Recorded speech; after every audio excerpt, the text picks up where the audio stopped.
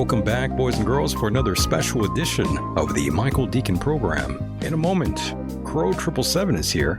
He's an independent sky observer and creator of Crow777 Radio.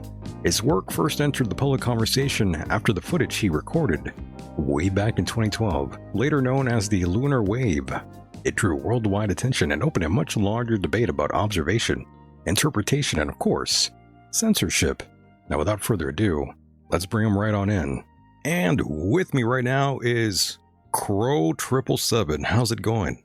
Good, man. Thanks so much for having me on, Michael. Absolutely. I'm so glad you are on. And I remember way back many moons ago, I believe it might have been 2013 when I first caught that video of yours. You spent years documenting all these anomalies through observation rather than just belief.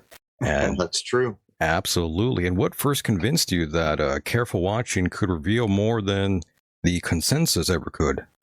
Well, I was in the digital world. I was in one of the earliest, what they called internet tech back then, which was really multimedia professors coming over trying to act like they knew something about the brand new internet, which they didn't. But I was freelancing for corporations. Around 2008, I had just had it. The economy was starting to crash again, and I vowed I would never work for corporations. So I decided if I didn't know how I was going to pay my rent, I dusted off my telescope that I had acquired in the 90s, and I had the family over in May of 2012 to watch the supermoon. And as fate would have it, my nephew hollered out, there's a black triangle going in front of the moon. And I thought, wow, is he lucky we'll never see that again?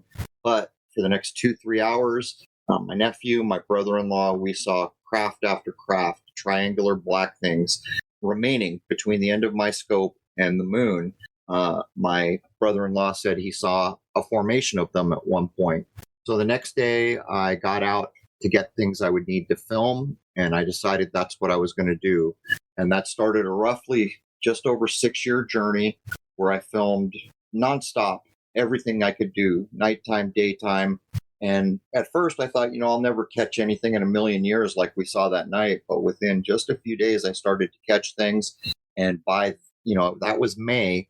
By the time September's equinox hit, that's when I accidentally filmed the Lunar Wave, which is what you're referring to. And I held onto that footage for a year, and I posted it in 2013 in October, and all hell broke loose. Yes, and all hell broke loose. And by the way, I completely forgot. At one time, you were actually in the Marine Corps. That's true. During the first Gulf War, I served. During the first, really? Yeah. And what was that experience like for you, if you don't mind me asking? You get to know how the other half lives, and it's an eye-opener when you're actually there. I'm very against violence, and the fact of it is when you join up for something like that, you're being trained to basically be a killer.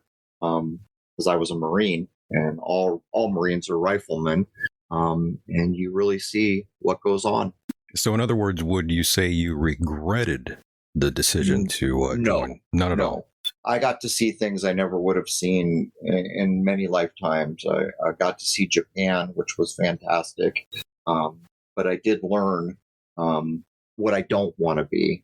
And the other thing is, I think I got between 15 and 20 jabs while I was in. And so I do warn young folks now that if you go in, you might end up a petri dish. Oh, my goodness. Well, that's true, though. They do like to do that sort of thing out there, amongst other things. Kind of like where they experiment with it, I think, because you get one every time you turn around. Pretty much. This is what I've heard throughout the years. And what exactly got you interested at first, looking up in the sky anyways? What was it? Well, I grew up in a family of teachers. We didn't even get a color TV till the late 80s, and I'd always wanted a telescope. When I was really young, I got kind of a cheesy microscope, so I went the other way. And as fate would have it, I got out of the Marine Corps, and I still had wanting a telescope in my mind, but they were too much money. We showed up at a mall of all places in Fashion Valley there. There used to be a science-based store. And what had happened is an elderly wife had bought her husband a beautiful Meade, made in America, 8-inch, fully robotic scope with all the trimmings in the case. And he said, I don't want this. It's too much. Take it back. So I walked in a day after that had been returned. And so it was on special and I just couldn't walk away from it. And I spent more money than I'd ever spent on anything besides a car. It was somewhere in the neighborhood of $2,400, which in the early 90s for me was literally the only time I'd ever spent that kind of money was for a car. But I'm so glad I did it. And what that scope has done for me is immeasurable because it taught me the value of firsthand observation. Absolutely. So in other words, you're not a flat earther. Is that what you're telling me here? I support what the Flat Earth does. I don't join groups, and the reason I don't join groups is because I want my own observations. What I can tell you is that places like NASA, from my point of view, exist to ensure you know little to nothing about what's above the blue sky. And I can further say from firsthand observation that the descriptions you've been given are incorrect, and provably so. Well, I don't disagree with you on that one. I'm not exactly on or off the flat earth bus, I guess you could say. Very interesting things get brought up, but I just like to throw that out there for fun. You know, the listeners like to know if someone's into the flat earth or not. Well, in my view, in a free society, people should have every right to challenge things that are supposedly unchallengeable, or the word they like is settled science, which is a bit of a misnomer in my view. And I think we should support people like that. They're not harming anyone. And at the end of the day, if things that people go after are continually shown to be wrong, eventually they'll go away. They won't stick to the wall. But even if they're shown to be wrong, typically when people are going at a thing that hard, you're bound to learn things you didn't know. Exactly. And again, you've been at this for quite some time. And I as well, I've been out here for many, many years trying to do this. And I would imagine that you faced quite the level of suppression, just like all of us have as well, having these sort of discussions. Yeah, there's actually an active Google on all the Google products. I'm actively censored, and we just interacted with a place, which is how you and I got together, that actually had access to do research on me. And what they noted was a record of open censorship since 2017. It started earlier than that, but in 2017 is when they deleted my YouTube account with well over 100,000 followers.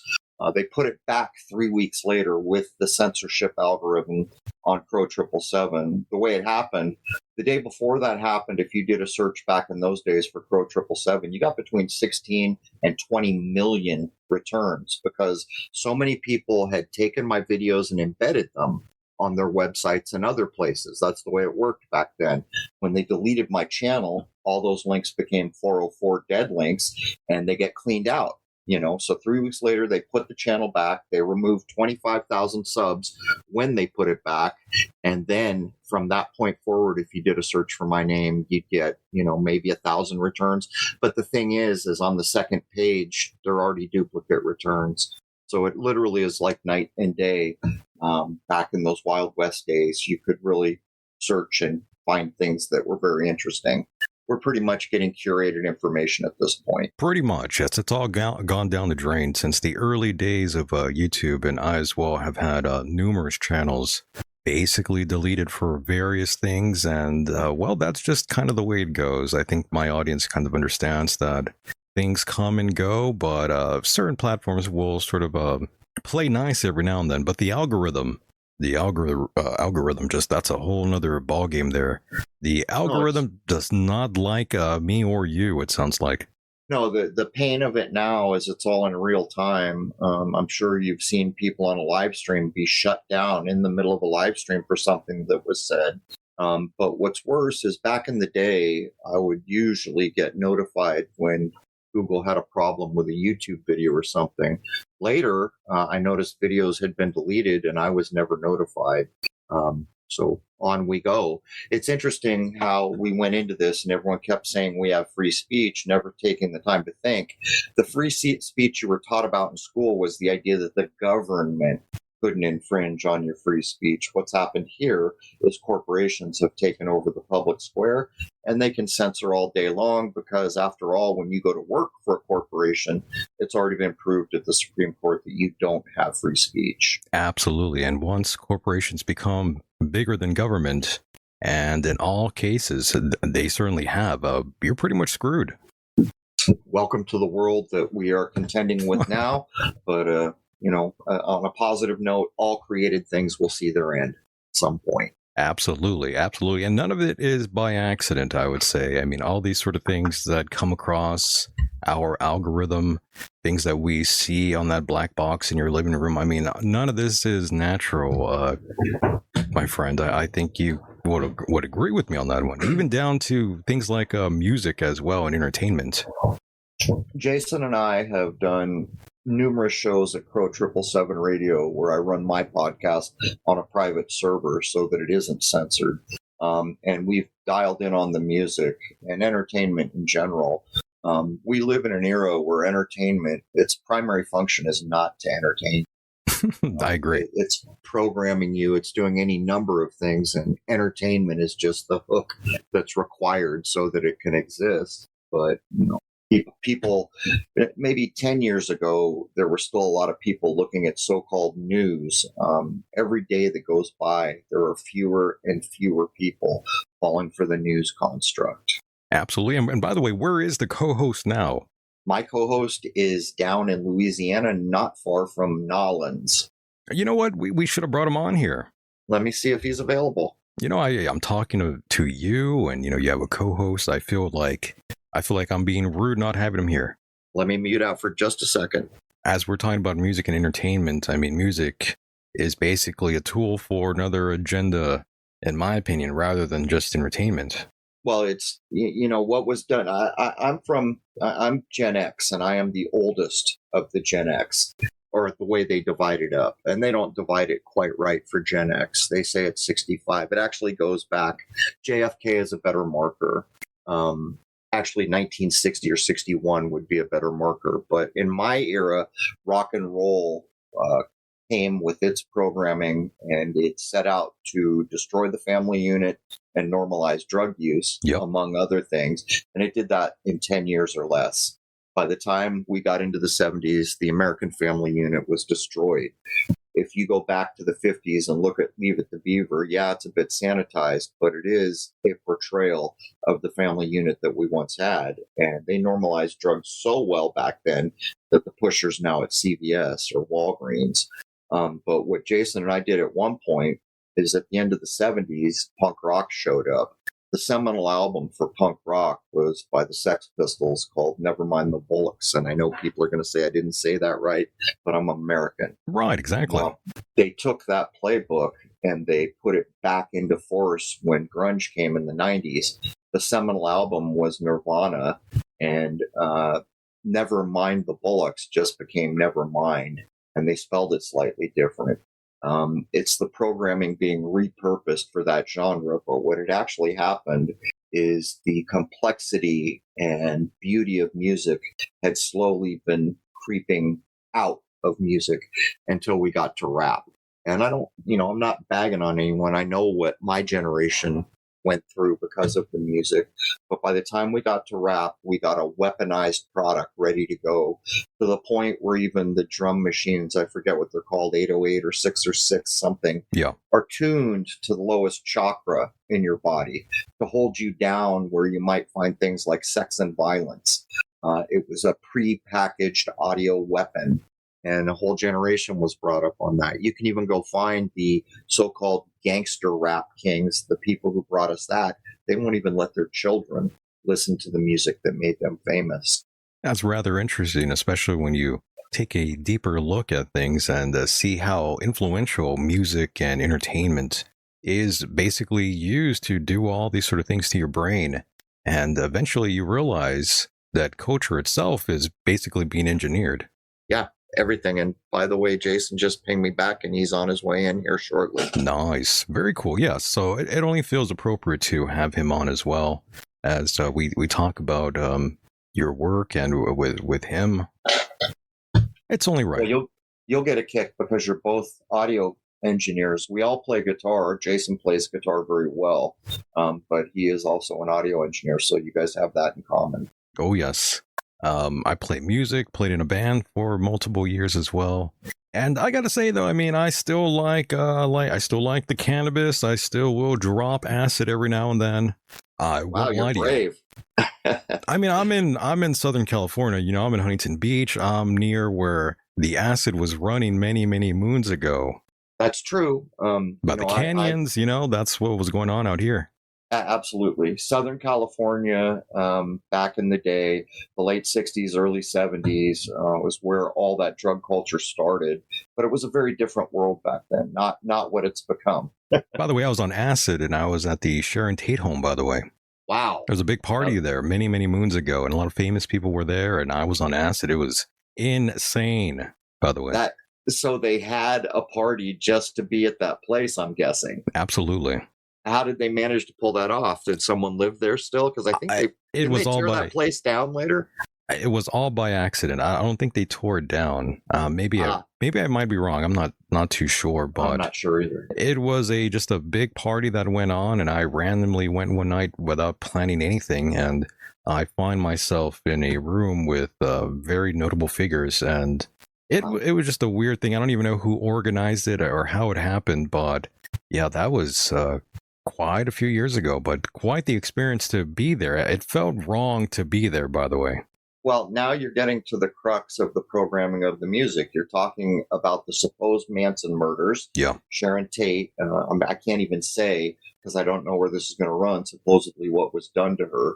But it's so heinous that I don't think I'd even want to recount it. And we have a soundtrack for all that, don't we? We do. It came from the Beatles. It was Helter Skelter, which played an intricate role in the delivery of all that. And that sets aside Tarantino's reframing of that whole thing. And let me ask a question. If there really was a brutal, just horrible murders like that, would someone in Hollywood really make a movie about it and then rewrite the ending? It's all very bizarre. It really is. Those were very, very strange times, and those strange times continue to roll on down, actually, and into 2026, almost 2027. So that never stops. The evil never stops within man. And as you know, man is wolf to man. Huh. Well, we are at the dawn of a new era, and the promise is that we're going to lift up from here, but that remains to be demonstrated. I agree. And in another thing I wanted to ask you, going back to entertainment and culture itself, what makes you think today's media landscape is doing the same thing on a much larger scale? Well, it's on the face of it, it is. When I was young, there were still independently owned radio stations. You don't have that anymore. No. You don't have independently owned newspapers. You have very few newspapers. But you basically have what I think is basically one overarching entity controlling it all.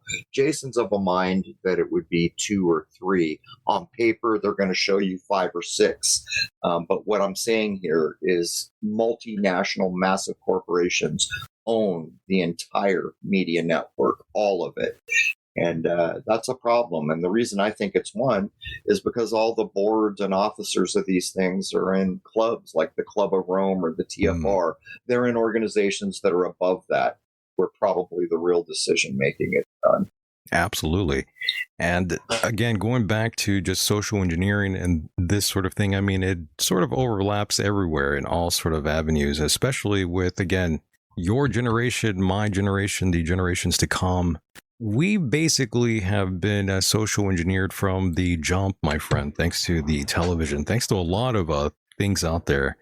And yeah, absolutely. And I'm glad to know, and I don't know this for sure, but I'm getting the sense. I'm getting the sense that you are an individual who is outside of the box, and you have not fallen victim to the left and right paradigm. Well, we've done many shows to try to help folks. I refer to the political landscape as the red-blue mind virus. It's done more damage to this country than almost anything else I can think of, just by sheer division. And when I was young, there was division, but not like this. As a matter of fact, I can recall when I was young an Academy Award where John Wayne, clearly a red guy, had just come on stage knowing that a blue guy had won the election. And on stage, he said, "My guy didn't win, but I want to wish you all the best. And this is America after all. I hope he does a good job. We're a million miles from that now. It's gotten so bad that you hear stories about people won't even get married or go on a date unless they know what side you're on. Unless if they don't politically align to you, then I mean you're not going to have them as a friend or anything. That's how bad the tribalism sort of mindset has sort of overtaken the last few years. I would say the last 10 years now. It's pretty much amplified here in America and other places around the globe. It was always pretty corrupt, but now America is just as corrupt as any third world nation is, in my opinion. And it's unfortunate because there's a lot of good people that are Democrats, a lot of good people that are right-wing type people, but unfortunately they both draw that correlation where both of them, their minds have already been infected. And it's quite, there's a lot of words I want to use, a lot of bad words I want to use, but I'm going to keep it a little bit polite and clean tonight, but it must be difficult, and I'm sure it is difficult for you to talk to people that are so politically minded. I have a hard time talking to them without wanting to say every bad name of the book at them, to be honest, and try to wake them up. I tell them, if you're still cheerleading for the left or the right, I tell them, grow up already. Grow up. Yeah, they're suffering from the red-blue mind virus. And the sad fact is, we did some episodes to try to help people out. And all of us were taught in school in this country who puts a president. And it's not the voters. It's the Electoral College. And the Electoral College is insider baseball. There are 5 examples of presidents who won the vote and were not seated. One of those is the predecessor of the people who run the show Pawn Stars, was a president who didn't win by vote, was still seated. But we went further, and we went back to a speech that was given in this country in 1924 by Montague Norman, who was the governor of the Central Bank of Britain, who we modeled our central bank from. He came in 1924 to talk to a room full of bankers here, and we put verbatim in the episode what he said, and it's in plain English. And what he basically says is, welcome all you bankers. We have successfully established the left and right political paradigm. Now we can get these suckers to fight about things that don't matter while we take over the world. And we have this printed and read verbatim in one of our episodes. It's like Jason has joined us. Yep, Jason is here. Jason, welcome to the program, my friend. Well, hello. How's it going? So welcome, Jason. Thanks for short notice showing up. Absolutely. What are we talking about?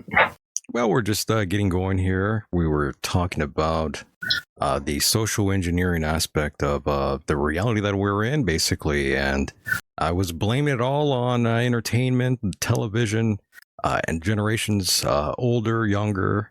They're all falling victim to it. Well, the entertainment, I always feel, is like the way to get the pulse of things, but it's certainly not the problem. That's just being used as a means of manipulating, in my opinion. I agree.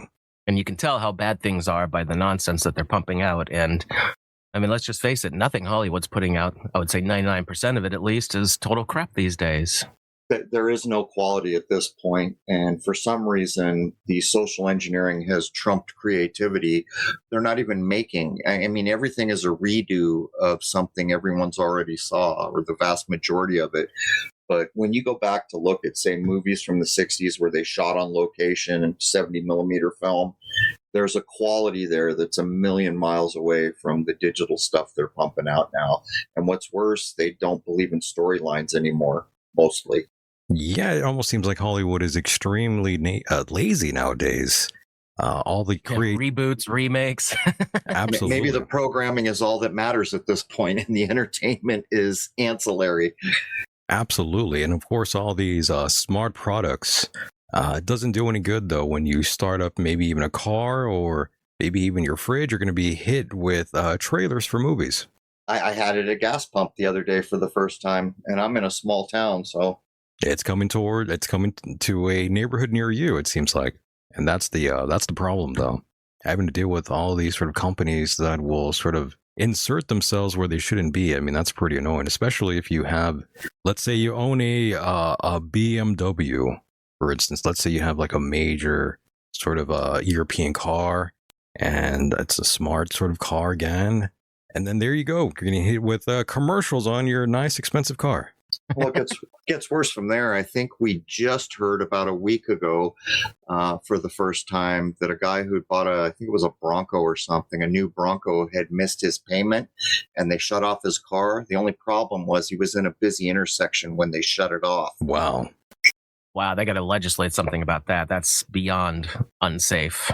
I think it was a year and a half ago that they legislated kill switches into all cars from some day forward. So yeah, that is pretty wild. And Jason, we got sort of a background here on Crow, but since you're just joining us here right now, what exactly was your sort of awakening to all this sort of stuff once you realized that it was all bullshit? Well, I was looking at stuff all the way back into the 90s. I found Art Bell and that kind of thing, because that was really the only thing around at the time. And then getting into the 2000s, I started listening to Jordan Maxwell, Bill Cooper.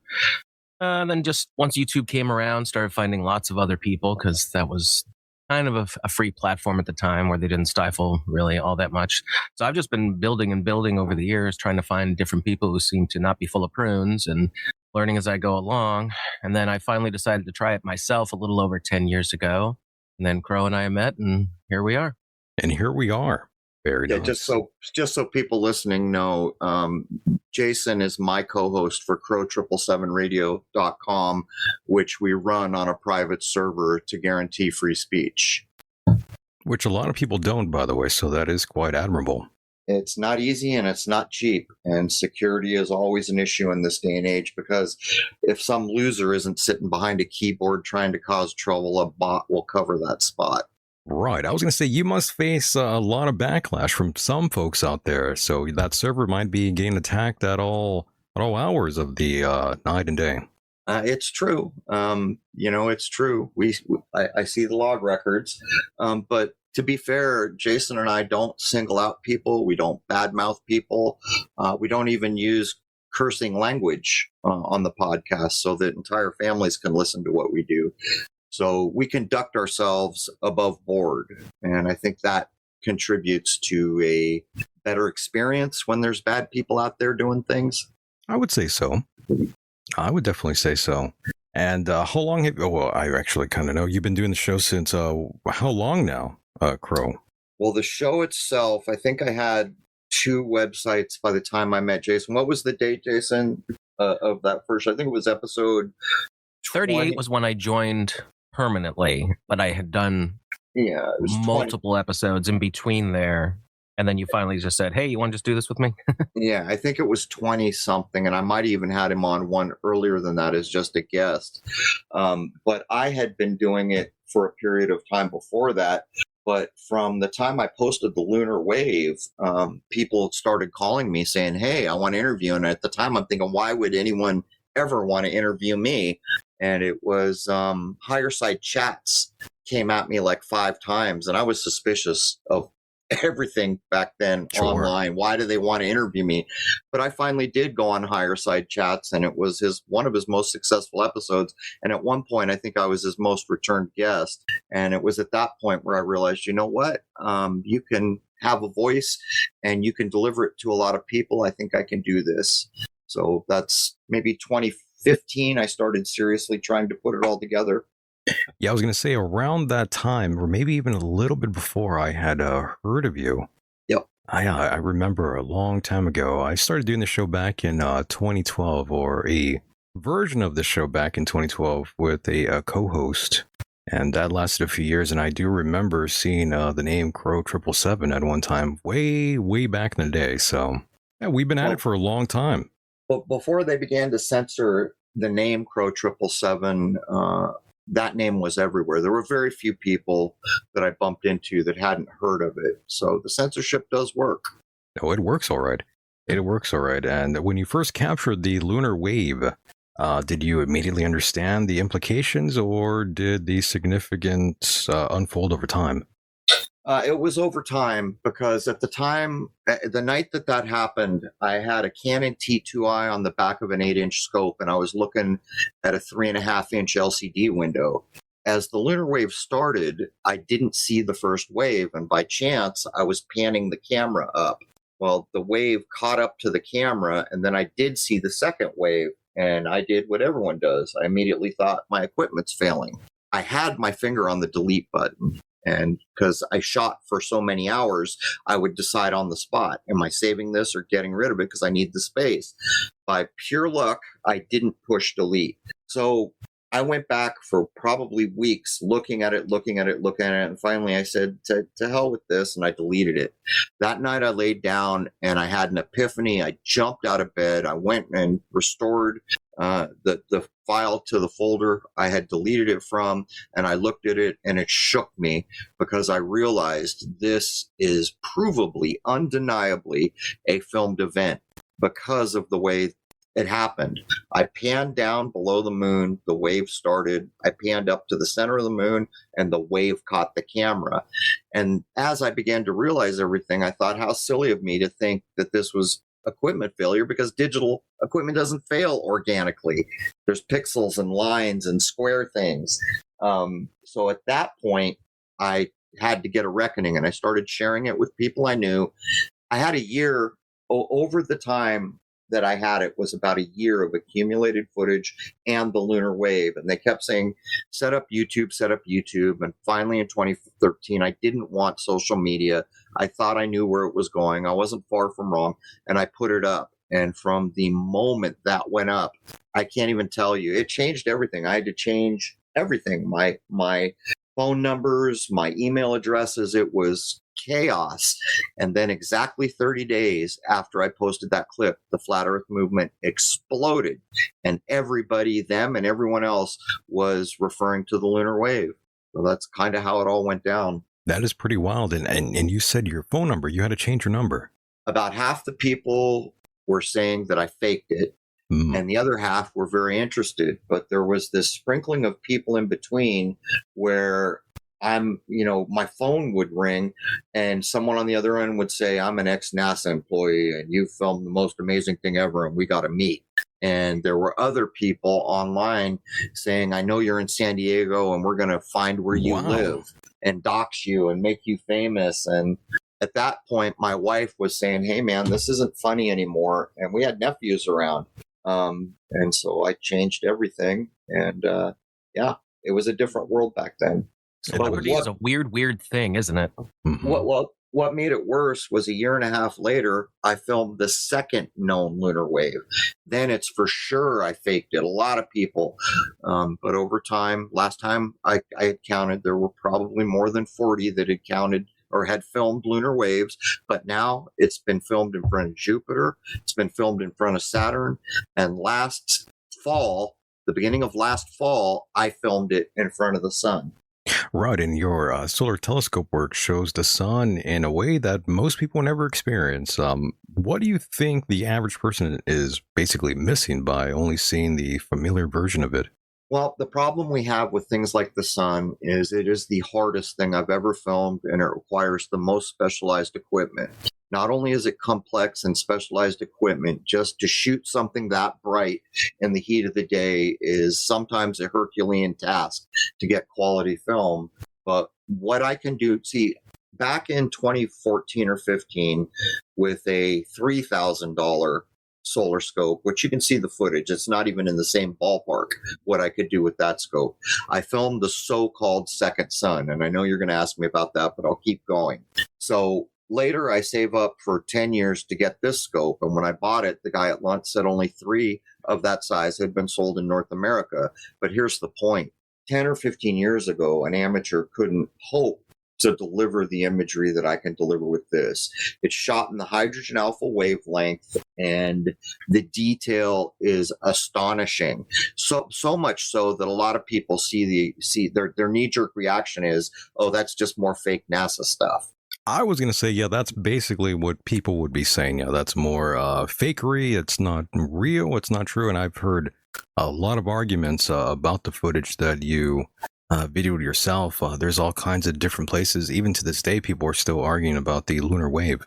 Well, that's a bit much. They're choosing a side because the evidence, like I said, certainly more than 40 times in front of the moon. But to have it shot in all those other places also informs us it probably shouldn't be called Lunar Wave.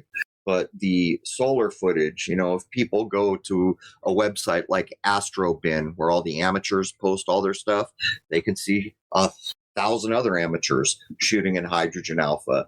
They're just choosing willful ignorance.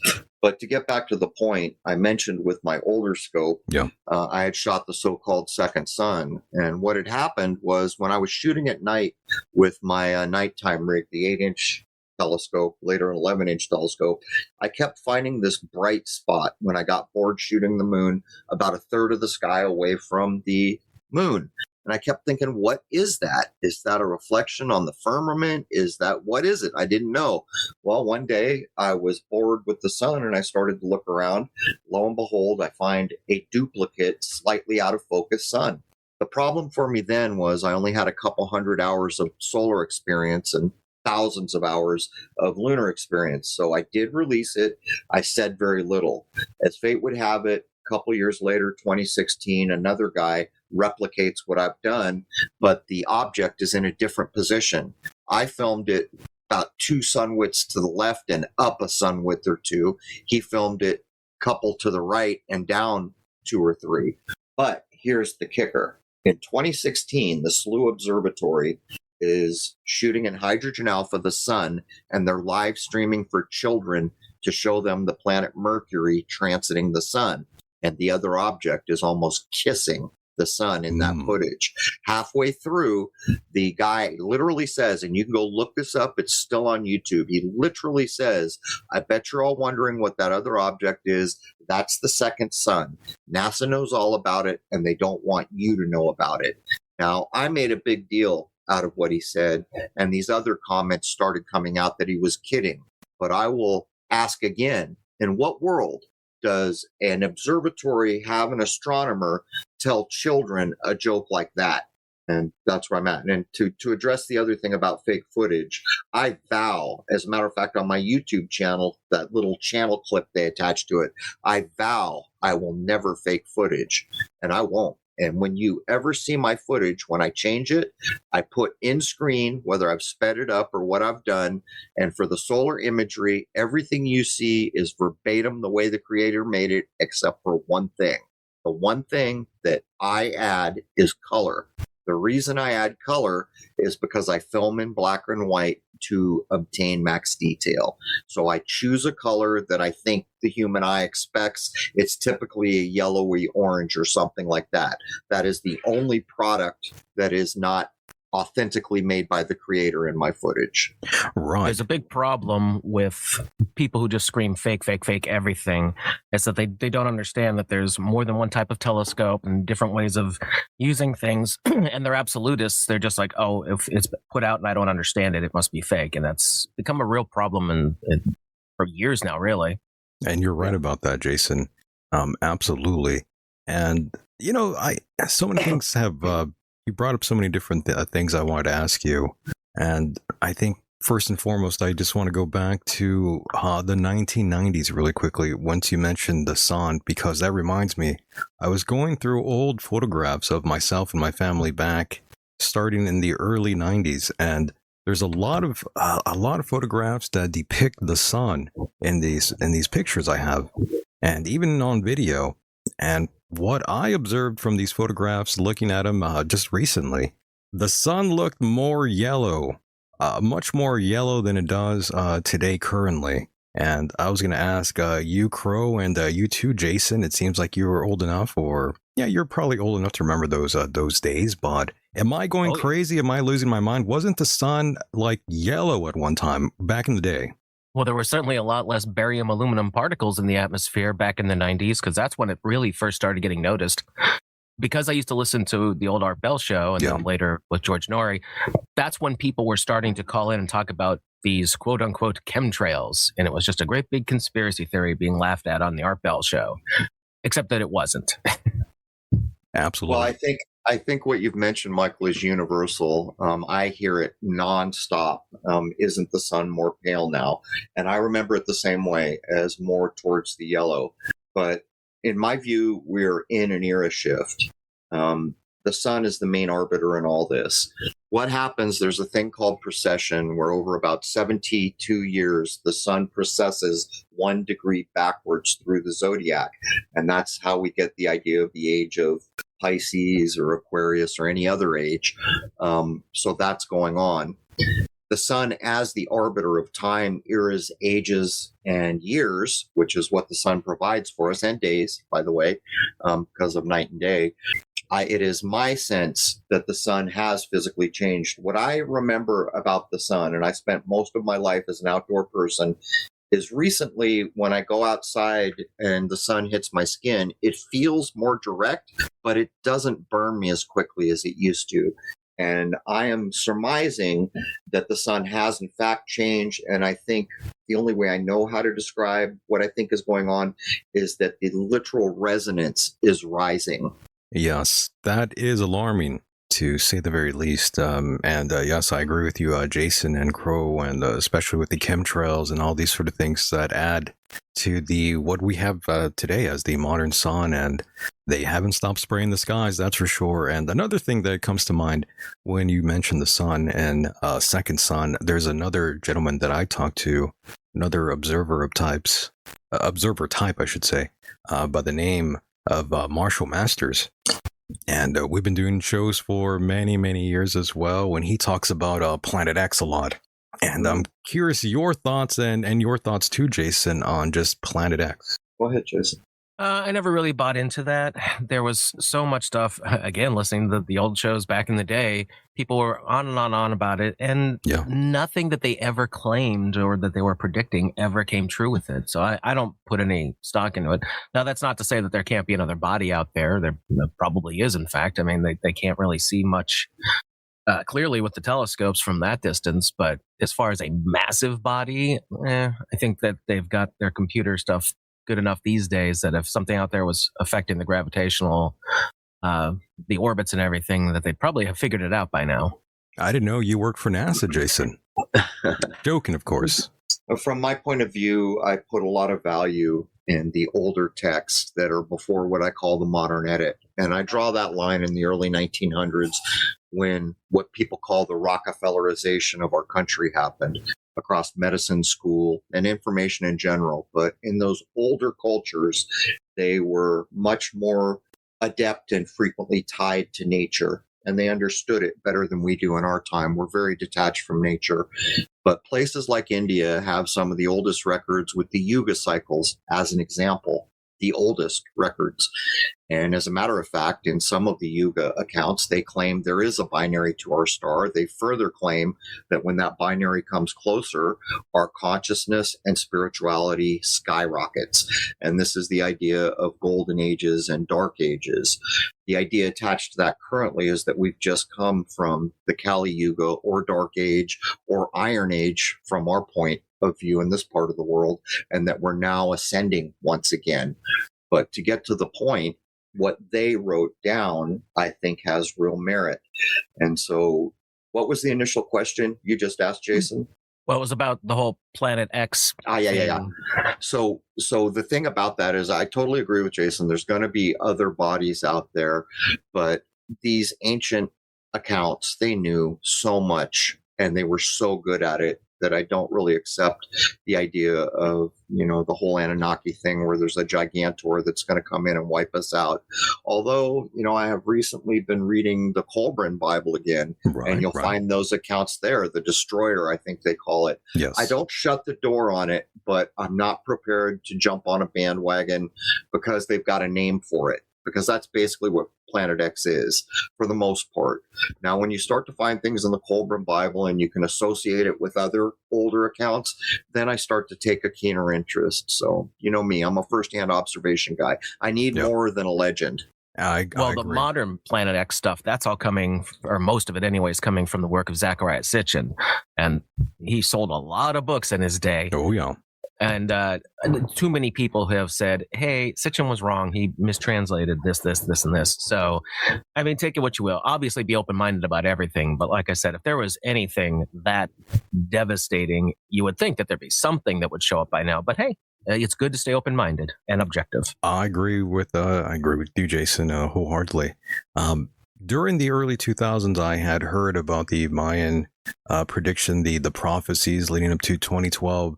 So when that insane earthquake happened back in 2010 out in Baja California, I was staying in El Centro at the time, helping my parents move homes from Imperial to El Centro. To keep a long story short, though, a major earthquake happened. For some people that don't remember, or it was Easter, right? It was Easter Sunday, April 4th. I still remember it, and me too. It was so impactful because during that time, during 2010, I was reading about what may or may not happen leading up to 2012, and this giant earthquake happened, and I thought, oh my God, Planet X is coming. That was the first. That was the first thought in my mind.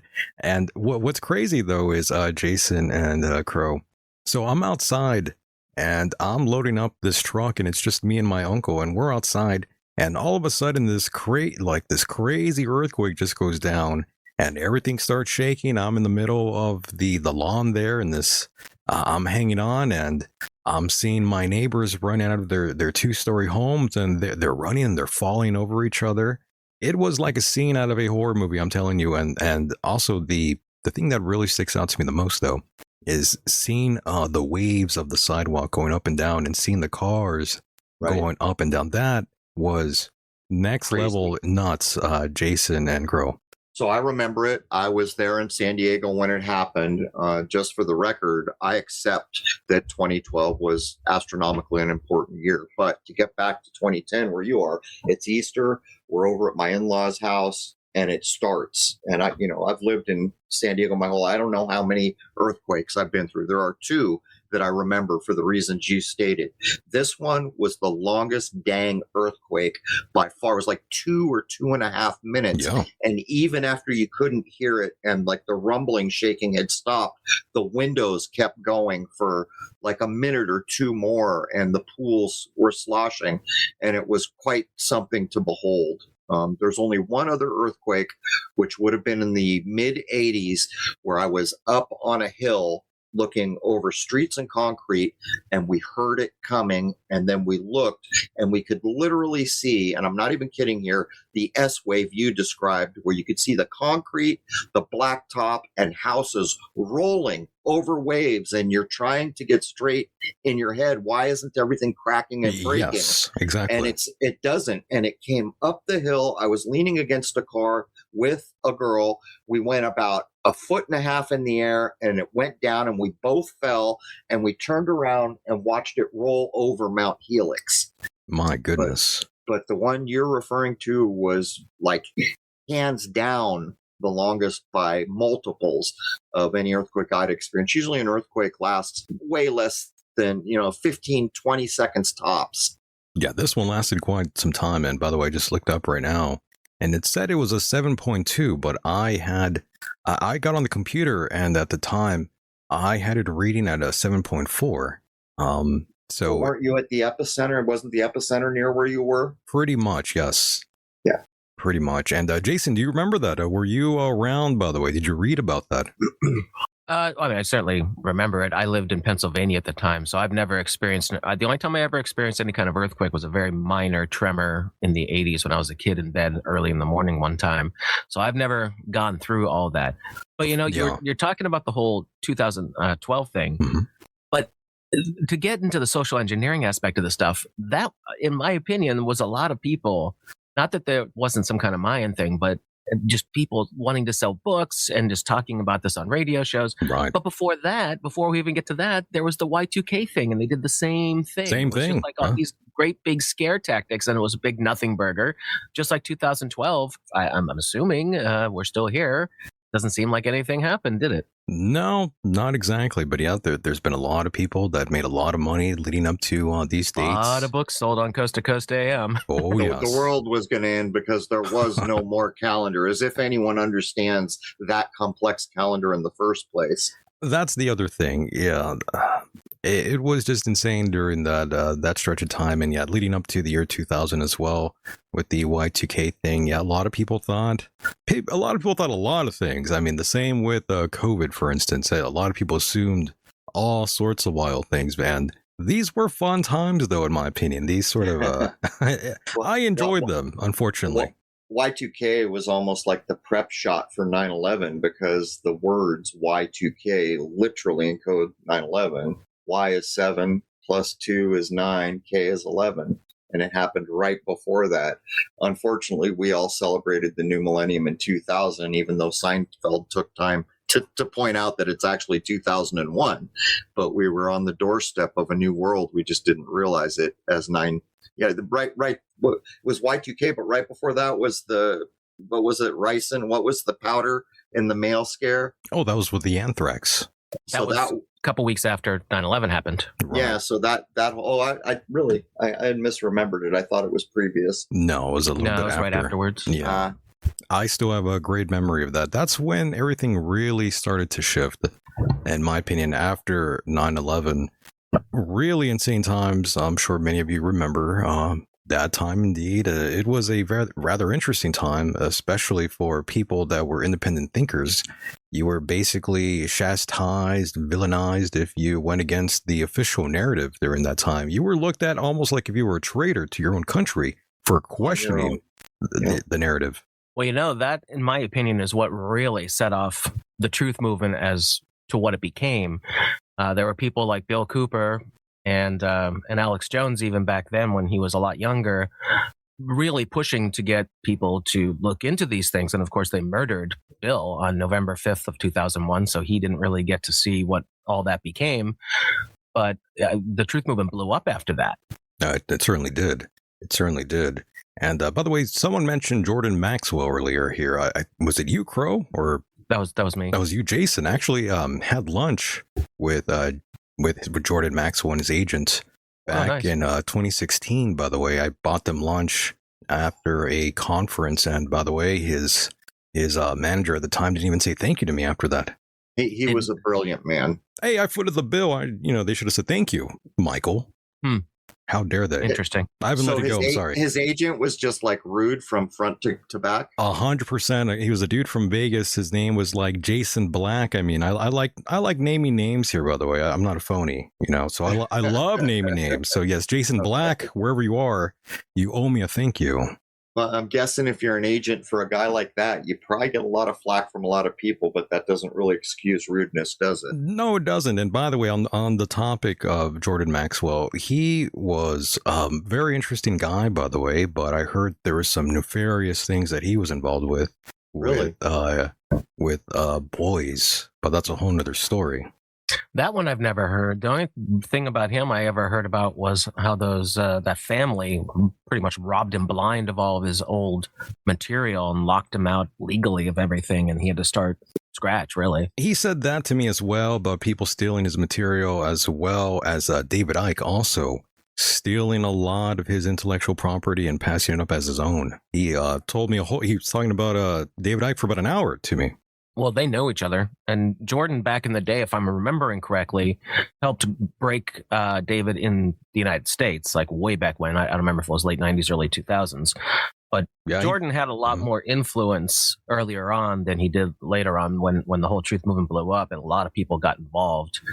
Yeah, Jordan put him on. He was the first guy to put him on all these sort of platforms. And if that's true, then that's very, very unfortunate. And by the way, Crow, back to you for a second here.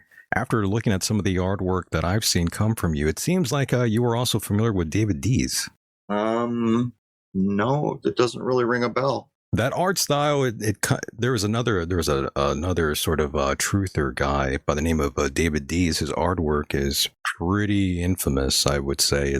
Do you know Jason, David Dees? You familiar with David Dees? It's not ringing any bells, but maybe if you talk about it a bit, it will. Yeah, fill us in. Yeah, if you just go, just type in David Dees and type in artwork, and you will DEE? DES. And you'll see all this sort of artwork that he made a while back. And he was also a listener of the program and really missed David Dees. He's now, unfortunately, he's not alive anymore. I see what you mean. So with my artwork, I vowed never to use AI. And so I still do this all by hand.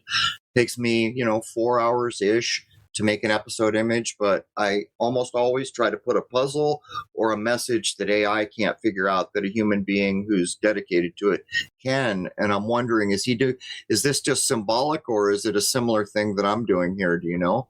Well, it's I have seen this stuff. I didn't know the guy's name. I've seen lots of these. He's very, very good. He puts so much stuff into any one image that it's just hits you over the head with the reality of it. Yeah, he was a good artist, and I definitely missed the guy. He was rather entertaining. He didn't really do too many interviews, by the way, if I remember correctly. And the guy actually started playing guitar on the program, which was pretty awesome. Boy, this is really some top drawer art. I wish I had, I get a few hours to knock mine out. The quality is not in the same ballpark. Well, he's using Photoshop, that's why. Me too. Oh, really? Okay, so you are using Photoshop. Yeah, he had a whole different sort of approach to it. And yes, the world misses David Dees, one of the originals, one of the OGs, as they call them. Wow, but yeah, people still use his stuff all the time. Yeah, all the time still. Yep. Yeah. I'm surprised no one's ever pointed this out to me before. I know. Well, I didn't know the guy's name, but I've seen his artwork for years. That's what I figured, though. As soon as I saw the artwork, I'm like, oh, he must be familiar with David, perhaps. But you just showed it to me for the first time. I've never seen it. That's amazing. Yeah. I'm so glad that I got to introduce you to it. And he gave me verbal permission to use any of his artwork at any time without any issues. And sometimes I do. I'll use some things of his just to keep his memory alive. So he passed away. Yeah, died of cancer, I believe. Oh, it's too bad. Yeah, poor guy. Yeah. Yeah, one of the first guys though that was out there with this kind of artwork, and Sheeple magazine. That's what he called it. Yeah. Great Thanks for stuff. turning me on to that. That's a good reference for me to check out. Oh yeah, let it inspire you. I think that's what he would want. Instantly, the moment I started looking, I said, I know where he's coming from. I get it. He's great. Yeah. Love David Dees, and he was also, he knew about the other issue where all the social engineering, all the entertainment, movies, film, political agendas. I mean, it all goes back to one specific country, as you know.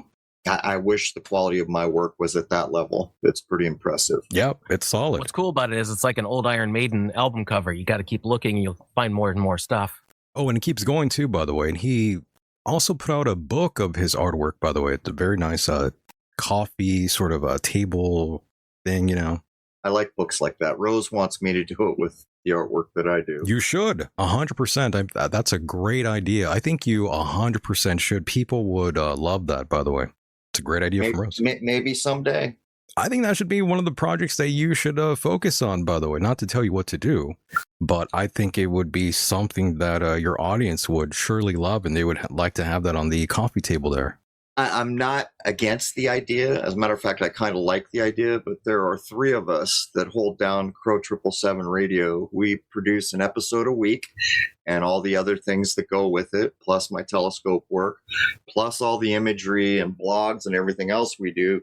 It's just a matter, something like that is a chunk of time, particularly since we're not too far from 1,000 episodes at this point. Well, see, Crow, that's why you need to use AI. I'm joking, of course, but you know what I mean. Oh yeah, but no, for sure. Will it make me a better cup of coffee? Well, that depends. I don't know, but my espresso machine's connected to the internet and tastes pretty good. Oh, really? Toaster is, yep. You have a smart coffee machine. I don't know if it's a smart coffee machine, but you can use the app to change settings on it. Okay. I'm still using just the standard one because it tastes fine to me, but I have to say, I do love that thing. It's quite the time saver, and it makes a hell of a cup of coffee. I agree. I have a nice Keurig type machine as well, but I have abandoned that, and I've been using a French presser for the last 2 years, and I've been loving that. Jason sent me a French press. I did that for years, and I still do use them. But if I only want 1 cup, that's what this is great for. That's true. But it doesn't taste like plastic. Like, the thing I don't like about Keurig is it often tastes like plastic to me. This doesn't do that. Bingo. The little pods are aluminum, so it avoids any sort of plastic in the direct stream of the coffee brewing. Right, and I'm glad to know that both of you both enjoy coffee as much as I do, but there's one sort of style of coffee that I've been really enjoying. That's Vietnamese iced coffee, by the way. Oh, I've had that. That's very good, yeah. What makes it different? It's strong as hell. Probably the strongest. It's almost strong, and oh they my God, use yes.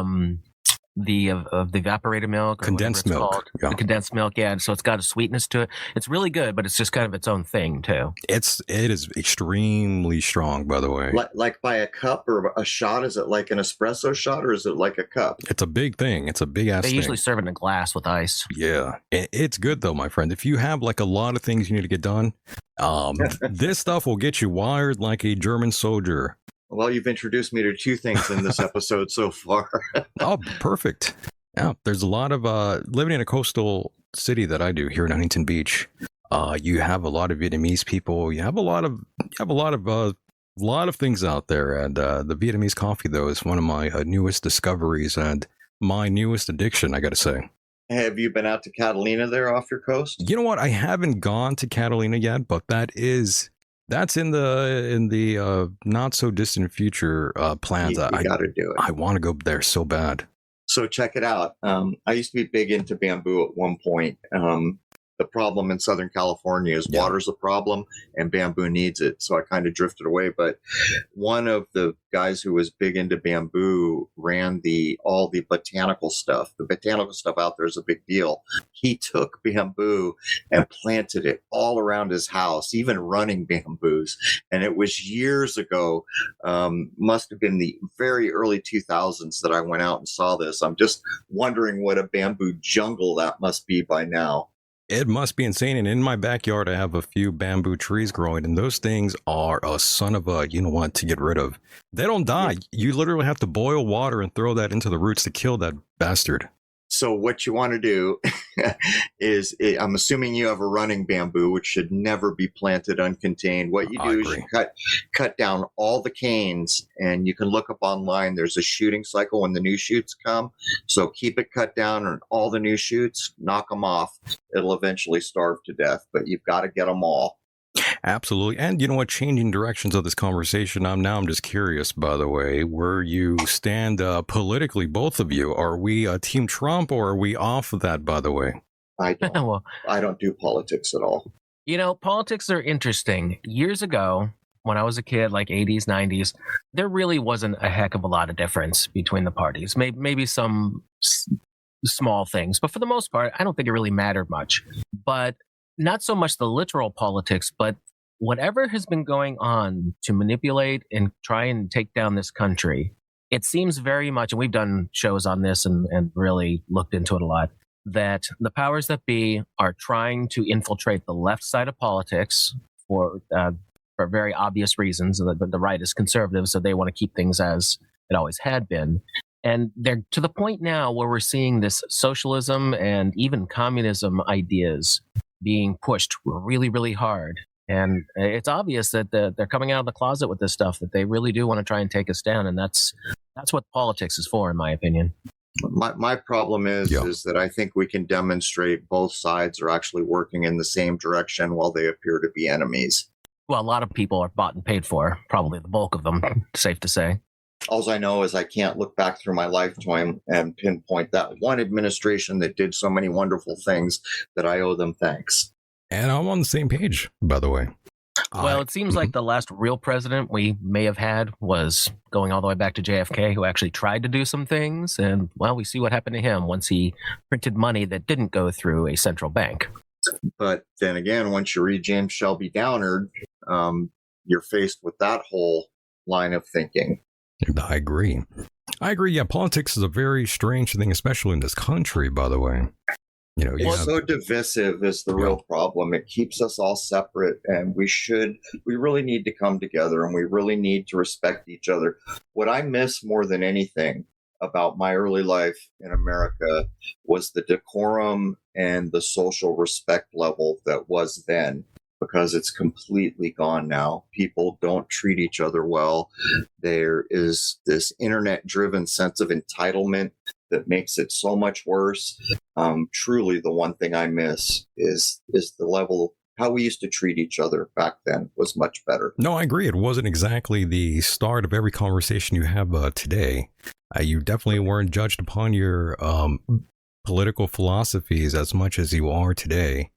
you are almost bastardized for having, again, a opposing opinion from the person next to you, essentially.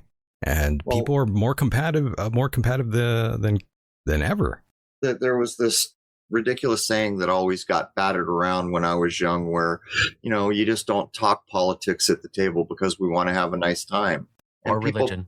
Yeah, both. Right. Exactly. I was going to say that. It was those two things. But the funny thing is people kind of followed that. They were more interested in getting along and having a nice time for the most part. Of course, you're always going to have your, sore thumb in the group. But that's more of the social engineering. What I was getting at is where people hardly.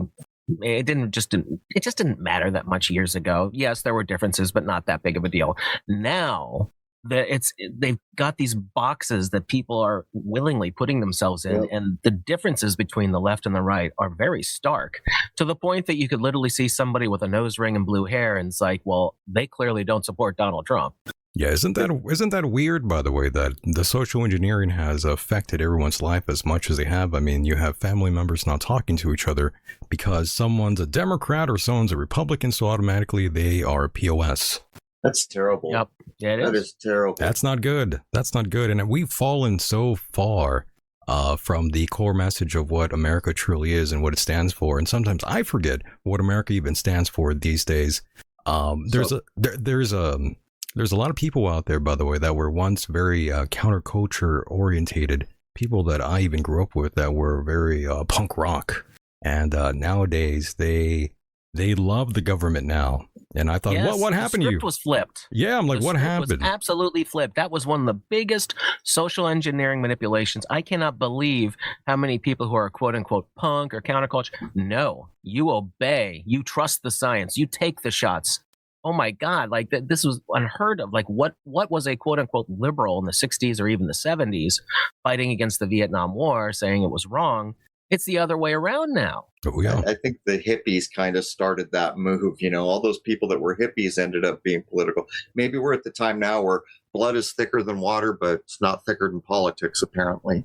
It's just it's a sad state that we're in. I can't believe we've fallen this far, though, to sort of, again, villainize American citizens for their political opinions. I mean, that should never be the cause. Maybe this is rock bottom and there's only one way to go.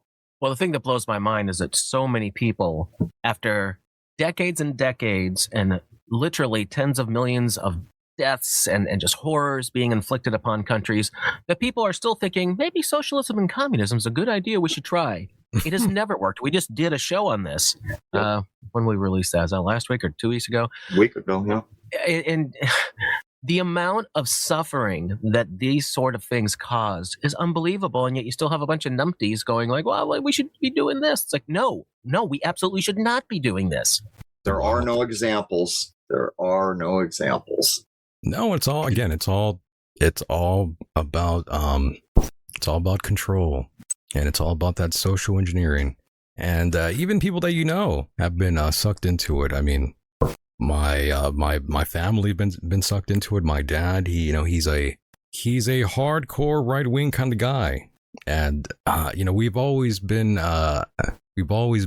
talking about these sort of things together. And he'll call into the program sometimes, by the way, and he'll go off. Oh yeah, he'll go off about certain things with another co-host of mine, and they're both very much right wing orientated. And again, actually, matter of fact, at one time, my co-host, very counterculture, he's a Satanist, Gothic kind of guy, and he loves the government now. He's very, very pro-Trump. And I told him, I guess Satan works. Exactly. I'm like, yeah, you love Israel. You love Donald Trump. I mean, wow, you're halfway there. But, I get on him. I tell him that he's a crypto-Catholic Christian Jew.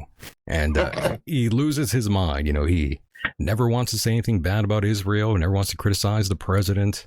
And that's another one that blows my mind. I tell him, so many people bought into that. That's right. But I tell him, what happened to you? You used to be counterculture, you used to be against this. And now now you're all for it. Now you bend the knee. Now you worship these people. What happened?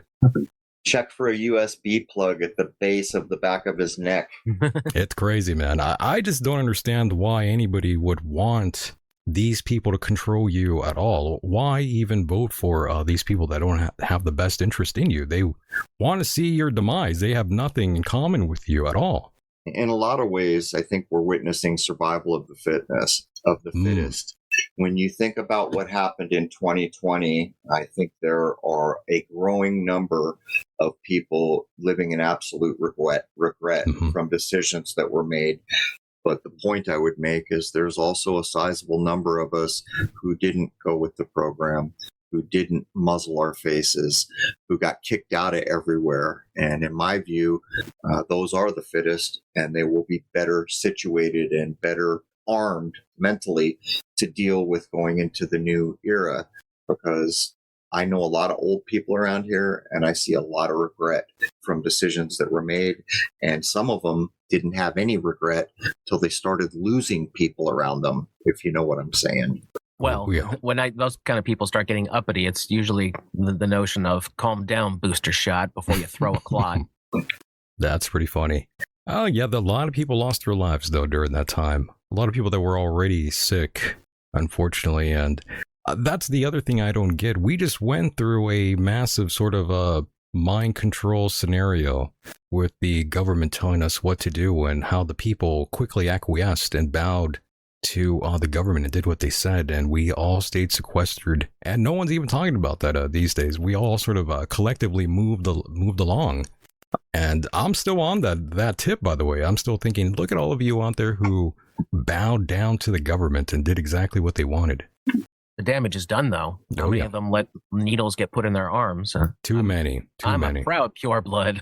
People lost, people still walking around damaged, businesses by the uncountable count lost, things that we used to, the first thing that I remembered losing that I really missed after 9/11, if I asked you, Michael, if you think back to 9/11, can you think of something that was a big deal in this country that we lost right after 9/11 that you miss?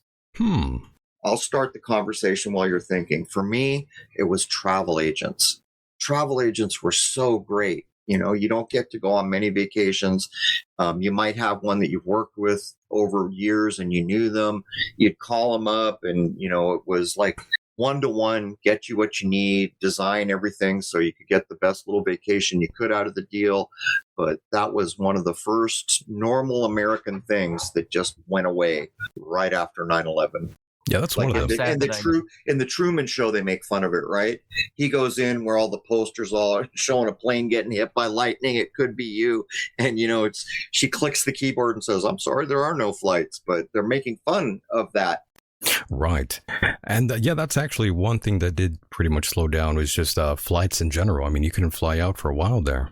Right. But travel agents never came back. Yeah, travel agents, that's a thing of the past, especially thanks to the internet. Yep. Kind of like the music industry, basically. Metallica, since we're talking about that, they're the ones who really destroyed the record business, basically the record labels out there, the musical scene, because a couple of at this point, they were multi-millionaires. And I believe it might have been Lars who was saying in an interview that these hackers, that these people are stealing food off the table. And again, from my pet shark.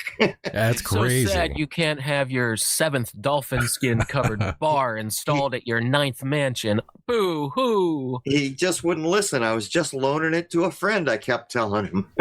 Exactly. So that's my other problem I have with these sort of people. And of course, the talking heads that people love on Fox News, on Newsmax, they love these political opinions of these people are multimillionaires, telling you how to live your life, basically, and telling you about hard work when they don't do a damn thing. You saw their true colors, though, in COVID. Oh, well, I mean, again, they all your freedoms. Yeah, but check it out. Stop when my health comes involved. Get your shots. Screw you guys. I agree, and it gets worse, though. I mean, all these people that are claiming that they were pretty much against all of it, including everybody at Fox News, I mean, they all took the money, by the way. That's why they ran the commercials on that network, because they were all paid a good amount of money from Pfizer. All the companies, yes, all the health companies, they were all shelling out money to all these news organizations, even though they were allegedly, not for it. But those mainstream channels would collapse if it wasn't for I forget the percentage, but a huge percentage of all of them take money from Big Pharma. Unfortunately, that is the case. They all accept that money gladly, and they pretend that they're against these sort of things, which is why I could never support any organization or any group, nothing like that, because, everything starts off with a good message. It all comes from a good place, they say, in the heart. That's what they claim. But then it snowballs into just pure crap. One of the things that was so shocking at the time, like it sets you back on your heels. Someone like me, I wasn't going to listen. I value my breath. I know it's my spirit. Not covering that, not breathing my exhaust fumes all day. So I'm getting thrown out of places. But then it came where I started meeting people whose parents had been jabbed. They were in a nursing home and they weren't allowed to see them. And Jason and I even have people that we know that lost parents and never got to see them again. And for me, it was already a bridge too far. That is a bridge so too far that I knew in my mind it was never going to be acceptable on any level. And I began thinking, is this a bridge too far for many people? And I think it remains to be seen. But right now we're seeing the guilt or, the regret from so many people who now have to admit those that were getting kicked out of places were actually right. I agree. And that's one thing that no one likes to admit. Neither does our government. Our government, by the way, doesn't exactly have a good track record of telling the truth or admitting when they're wrong. I'll have to take the fifth on that. Exactly. Yeah, naturally. Only people 111 times, though. I like that. Exactly. I plead the fifth. Color of my shirt's my own business. Oh, yes. It's just crazy what we've all experienced in the last just few years that was swept under the rug. But, gentlemen, I do want to thank you for being a part of the program. I don't want to take up too much of your time, but if there's anything that we missed or anything that you want to mention here before you guys get going here, now is the time to speak your voice. If you have anything to plug, Crow or Jason, anything to say, vice versa. Well, thank you, Michael. And Jason, thanks for coming on such short notice, showing up 5 minutes after I ping you. But Jason and I run Crow777 Radio, the podcast, and it is on a private server. Members get access to absolutely everything, including a 2-hour film that we put together. Jason actually produced it. And we put it out on the independent film circuit thinking no one would appreciate it. Well, it's got 10 laurels now. Last 2 came from India. That covers all my past scope work. 7 lunar waves in the film, many crazy captures. The first discovery of the so-called second sun. That's all free to membership. At Crow777 Radio, I do exclusive access to my solar work now because I no longer upload my work to places that censor it. And by the way, a year after I put the Lunar Wave up, Google sent me a message saying they had a claim on everything I'd uploaded to their platform and they could use it for anything they wanted to include commercials. Needless to say, I don't bust my butt trying to film high-quality sun imagery just to give control over to someone else. What would you add, Jason? Just a warning. We did a show not too long ago, just a few weeks ago, in fact, on AI psychosis. And everybody is using, it doesn't matter which platform. They're just leaning, I cannot believe the amount of things that people are leaning on this stuff for. I think that is a very, very dangerous and slippery slope to be playing on. So to everybody out there who's just immediately jumping on ChatGPT or whatever, I'm not going to tell you what to do, obviously, but be careful and think for yourself because too many people are getting caught in this trap where they're believing and leaning on these platforms for everything.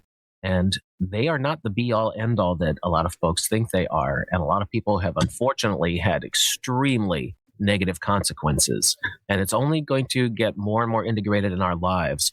So since we're on a platform outside of our own, people may not have heard that show. You should check it out because it's some serious stuff, man. I agree. That's Crow777 Radio.com, Crow777 Radio.com. That's where you can hear it, or go to YouTube and type in Crow777 and you'll probably find it there. But yes, I agree with you on AI. And I have talked to different people as a audio engineer working for a few different companies, and there was a AI company that was talking to the production people, and basically they were saying that, yeah, AI was going to take over pretty much all aspects of our working lives. And that's never good, folks. No, if you're tired of thinking for yourself, this thing we call life might not be the right game for you. Absolutely. Well, once again, boys, I'm so glad you guys got here and we did the interview. It was a good time. And I thank you, Jason, as well, for jumping in here on short notice. We appreciate that. And Crow, thank you so much. And thank you to Rose as well for putting this all together. We appreciate everybody out there that helped. And thank you guys for being here. And we'll do it again soon. Cheers. We had a great time. Thank you so much. Take care. Once again, thank you so much for pressing play. That concludes tonight's evening of fun, and I will see you on the other side. And with that said, the world is a mysterious place, and life itself is a mystery. Until next time, good night.